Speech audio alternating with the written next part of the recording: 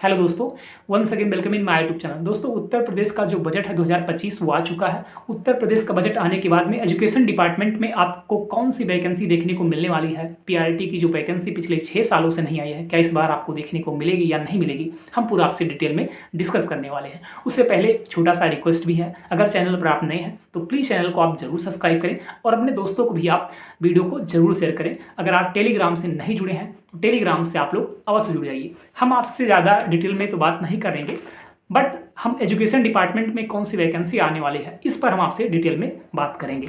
मैं आपको बताना भी चाहता हूँ, करीब 92,000 के अप्रॉक्स पद आपको देखने को मिलने वाले हैं। और यूपी में अगर हम बात करें सिपाही और दरोगा की, तो 92,000 के आसपास जो वैकेंसी है इसका प्रोसेस कहीं ना कहीं चल रहा है। उत्तर प्रदेश कौशल विकास के थ्रू वैकेंसी आ रही है, करीब 5.5 लाख के अप्रॉक्स। मनरेगा को भी उत्तर प्रदेश सरकार वैकेंसी का नाम ही दे रहा है, मतलब उनको भी रोजगार का नाम दे रहा है। जबकि मनरेगा को रोजगार का नाम, जो पढ़ा लिखा इंसान है वो मनरेगा में नौकरी करके अगर उससे कहा जाए कि रोजगार है तो कहीं ना कहीं बहुत ज़्यादा गलत ही होगा। और मैं आपको बताना चाहता हूँ, युवाओं को टैबलेट और स्मार्टफोन देना कहीं गलत नहीं है, महिलाओं को स्कूटी भी देना गलत नहीं है। लेकिन देखिए, जब सबसे पहले तो मैं बताना चाहता हूँ कि स्मार्टफोन और आप महिलाओं को स्कूटी ये आप मत दीजिए। लेकिन जो महिला बीएड और बीटीसी करके करीब 5 सालों से वेट कर रही है वैकेंसी का, तो उनके लिए वैकेंसी निकालना जरूरी है, न कि उनको स्कूटी देना जरूरी है। वो स्कूटी खुद खरीद सकती हैं। युवा जो है वो अपना लिए फ़ोन जरूर खरीद सकता है जब आप वैकेंसी देंगे।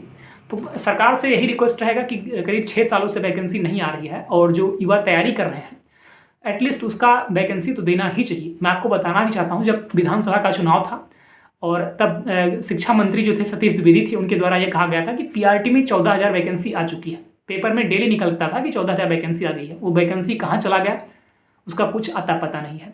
मैं आपको बताना भी चाहता हूँ, शिक्षा मंत्री जो शिक्षा मित्र थे जो बर्खास्त हुए थे, इनको 2 अटेम्प्ट दिया गया था माननीय सुप्रीम कोर्ट के द्वारा। 2 अटेम्प्ट जब पूरा हो गया, एक बार 68,500 वैकेंसी आई थी, 69,000 वैकेंसी आई थी जो 2019 में, उसके बाद कोई वैकेंसी नहीं है।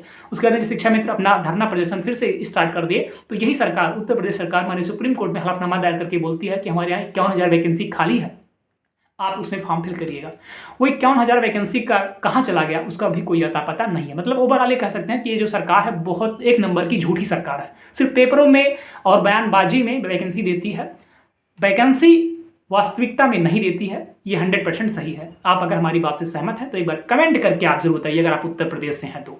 मैं आपको बताना भी चाहता हूँ, जो शिक्षा मित्र हैं आज की है न्यूज है ये, माननीय विधानसभा में जो शिक्षा मंत्री आज के हैं वो हैं संदीप सिंह जी। इनके द्वारा माने विधानसभा में कहा जाता है कि जो शिक्षा मित्र हैं ये संविदा कर्मी है।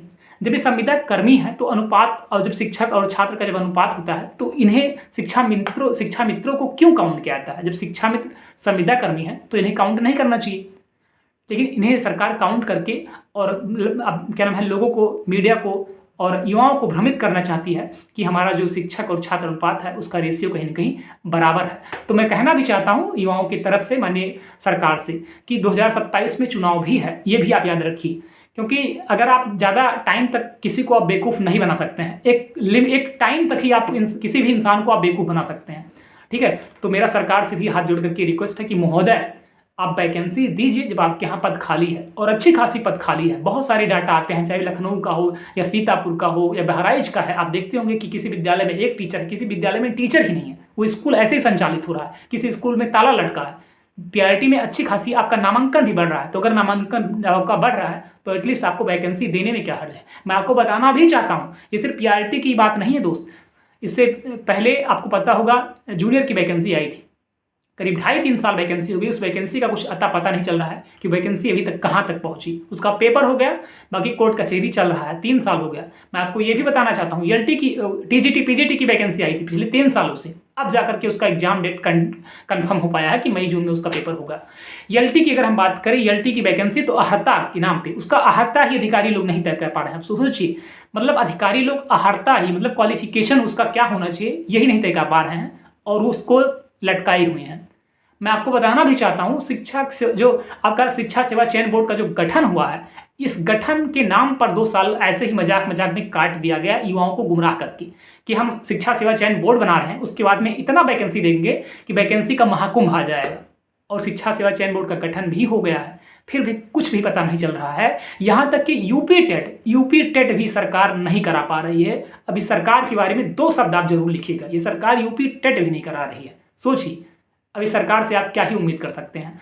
अब ज़्यादा कुछ मैं बस इतना नहीं कहना चाहता हूँ, आप लोग कमेंट करके जरूर 2 शब्द लिखिए। और मेरा हाथ जोड़ करके रिक्वेस्ट है सरकार से कि युवाओं के साथ में इस तरह से क्या नाम है ना किया जाए, और एटलीस्ट वैकेंसी अगर आपके यहाँ खाली है तो जरूर वैकेंसी उत्तर प्रदेश में दिया जाए। बगल में अगर हम बात करें क्या नाम है आपके राजस्थान में, रीट के बाद में अब राजस्थान में भी आपको वैकेंसी देखने को मिलेगी। बिहार में आपको TRE 1, TRE 2, TRE 3 आपको देखने को मिला, TRE 4 भी आपको 1 लाख प्लस वैकेंसी आपको देखने को मिलने वाला है।